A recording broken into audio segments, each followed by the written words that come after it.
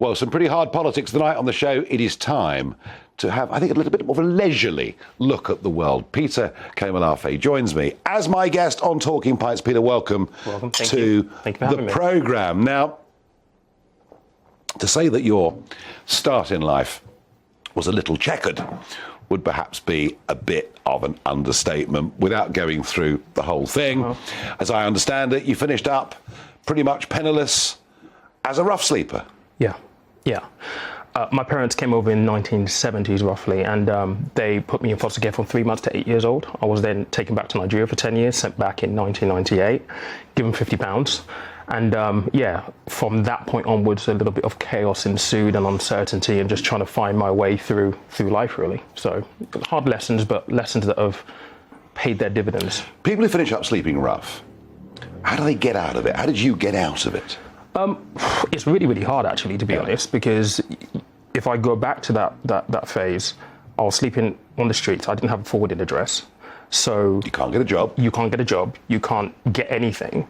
I had a fortunate moment where someone found me sleeping on the streets and basically said, look, you can't sleep here. It was a November evening, really, really cold. Come with me and sleep on my sofa. And they took me in for, I think it was about 3 weeks or so, and that allowed me to get myself on my feet. Heck of a risk they took. You could have been anybody. 100%. Yeah, 100%. I mean, when you're sleeping rough, the first thing that went through my mind was, I don't know who this guy is, so I don't know where he's going to take me. For you as well. 100%. I don't know where he's going to take me. And naturally, when you're sleeping on the street, people don't treat you the best. So I already had some really nasty experiences, but at that point, it was down to desperation, really. So do you get much abuse sleeping on the streets? Yeah. I mean, because people look at you as though you're the architect of that situation. And in my case, through drink and drugs. Drug, that kind of stuff. I mean, I've never done drugs. I drink very occasionally. Only on Talking Pints. Only on Talking Pints. I drink very occasionally. Yeah. So, and it was, what got me there was just a conspiring circumstances that got me there. And so, you don't necessarily trust people. You're always worried. You've got your guard up. But like I said, I was very, very lucky that this guy somebody out of the blue gives you a break. Absolutely. And sometimes that's what you need in life. You need people who are willing to show kindness and actually. And so from that, you've now got an address. Yes. You get a job. Yep. Why financial services? Financial services was a complete and utter mistake. From where you were to...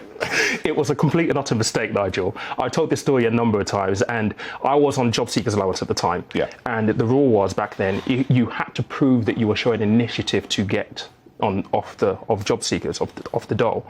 And this guy said to me, look, there's a job for a building society, you need to go to it. And I was like, well, at that point, I was heavily in debt because a byproduct of being homeless, I couldn't feed myself, but I did have a checkbook. So I used to bounce checks. So I owed banks money. And I said, well, it's a bank. I don't necessarily want to go to that interview. He goes, you have to, or we're going to take your benefits. And so I went to this interview and I was wearing a leather jeans jacket, tried to sabotage it as much as I possibly could. But luckily, the lady who was interviewing me, Jenny Berry, she saw something in me, she gave me my first job. And really, the rest is history. I've been in it for 15 years now. Yeah, and you've gone through banking and investment management and all of those things. Yeah. But you've now, since 2020, taken a different, charting a very different course. Yeah. And interestingly, your own website, podcast, Conversation of Money. Yeah. I've done something similar, not as full on as you're doing. But from what I can see, you're basically trying to explain to people that financial services isn't some myth and that you can be in control of your own future. Yeah, 100%. I mean, when I started in banking, it was alien to me, right? You're talking about, so I never got any financial education at home. I certainly didn't get it in school. No. So all of a sudden I'm thrust into this environment where I'm learning things about credit cards and credit scores. And I certainly get into Canary Wharf in 2012 and I'm learning about the pension world and in the investment world. And I'm thinking, I wish I knew all this stuff when I was in my 20s. And so in 2020, I actually took the step to start a YouTube channel and to start a podcast to try and share some of the stuff that I've learned through 15 years qualifying as a financial advisor, because I think ultimately we all have a responsibility to take charge of our own financial situation. I do too. But interestingly, most people say, it's too complicated, it's too difficult, I don't understand it, I'm going to give it all to somebody. Somebody who charges you a percentage which over the course of 20 years or 30 years takes away almost a third of your money. Have you had a financial advisor? Well, I tell you something. When I got elected to the European Parliament, I had my own private pension pot, and I left it to the industry to manage. And frankly, if you look at some of the compounded fees, you start to ask yourself some very, very real questions about this. Yeah. I mean, the industry always wins. Yeah.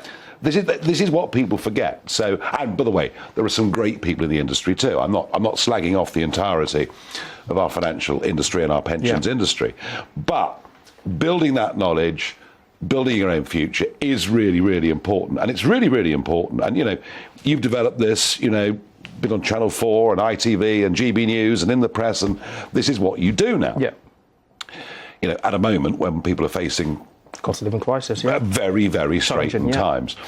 But the big message of yours that I really wanted to share, with this audience on TV and radio, is your view about the future of governments paying old age pensions. So, Peter, give it to us straight between the eyes. Look, I just think the current situation with the state pension is unattainable. And we're seeing this at the moment with what's being debated with the budget to come in a couple of weeks' time.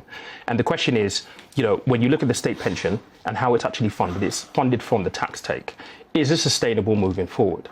My thinking is that actually it's not. It is the largest proportion of the welfare system check payments that we pay. So basically, just to try and simplify this. Yeah.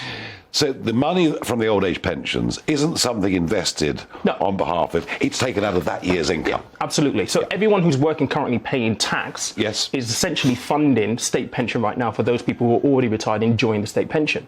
And that is simply it's unsustainable. Now, what happened in 2012 was the government started to roll out auto-enrollment, which meant that if you're working for an employer, they have to pay into a pension pot for you.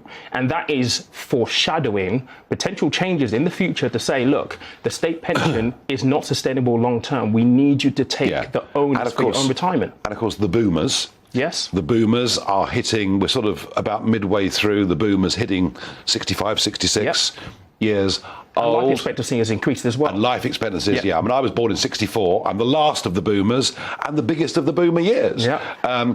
Now, I get all of that. So is the stark message to anybody under 50, anybody under 40 certainly, is the stark message that you're probably not going to get an old age pension? Is that what you're saying? I think we should all look at the state pension as a bonus to private pension or self-funded pensions that we decide to take on our own, and not as something that we rely upon, because it is unlikely that if things carry on as they are, it is unlikely the state pension is going to be around. So you have to take ownership for your own pension provisions. But there'll be people watching this right now who'll say, we've got 2 kids, we've got a mortgage, that cost has risen quite sharply over the last few months, and we've got a probable further interest, or almost certain further interest rate rise coming tomorrow. We can barely afford to live a decent life now. How the hell, Peter, can we start putting money aside for a pension?